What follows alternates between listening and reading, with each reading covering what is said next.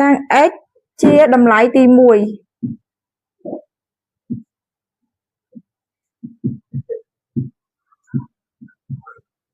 និង y ជាតម្លៃទី2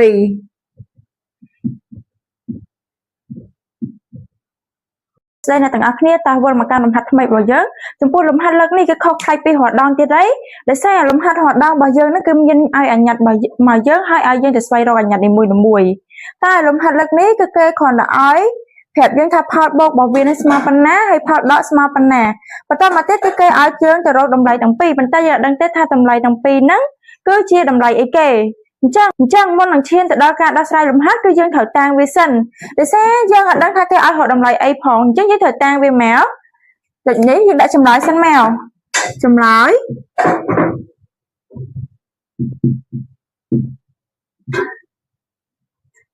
រក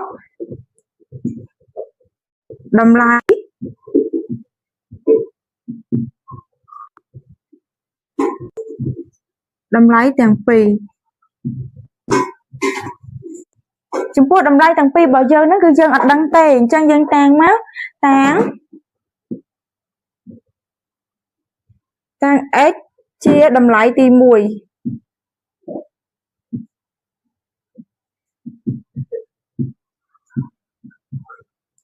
និង y ជាតម្លៃទី2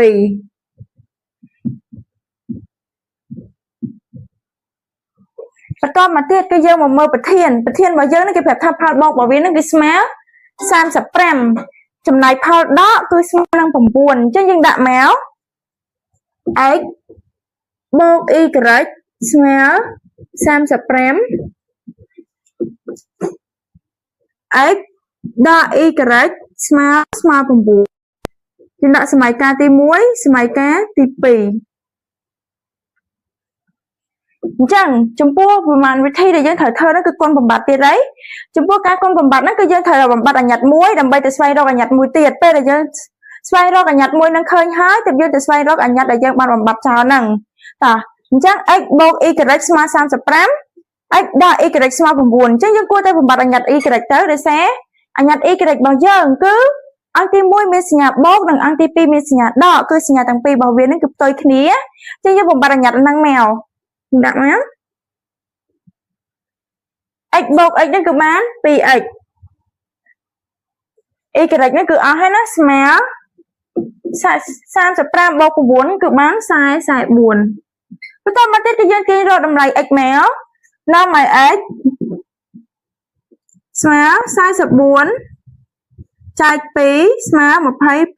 22ហើយយើងយកតម្លៃ x ដែលឃើញហ្នឹងយកទៅទាញរកតម្លៃ y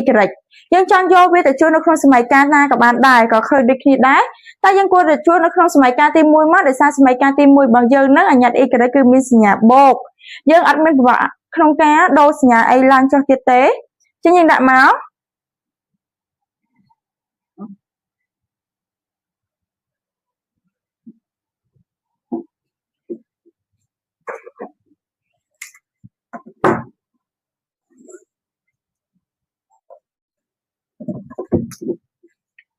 យក x ស្មើ22ជួសនៅក្នុងសមីការទី1ជួសសមីការទី1សមីការទី1 x បូក y ស្មើ35ប៉ុន្តែយើងដឹងហើយថាតម្លៃ x របស់យើងនេះគឺស្មើ22អញ្ចឹងយើងជួសមក22បូក y ស្មើ35បន្តមកទៀតគឺយើងទាញរកតម្លៃ y មកនាំឲ្យ y ស្មើ35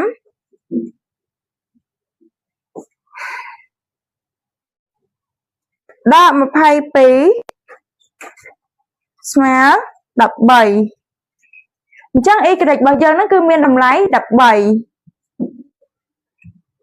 បន្តមកទៀតយើងដាក់ដូចនេះមកដូចនេះ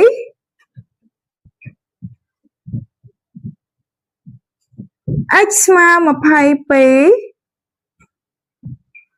y ស្មើ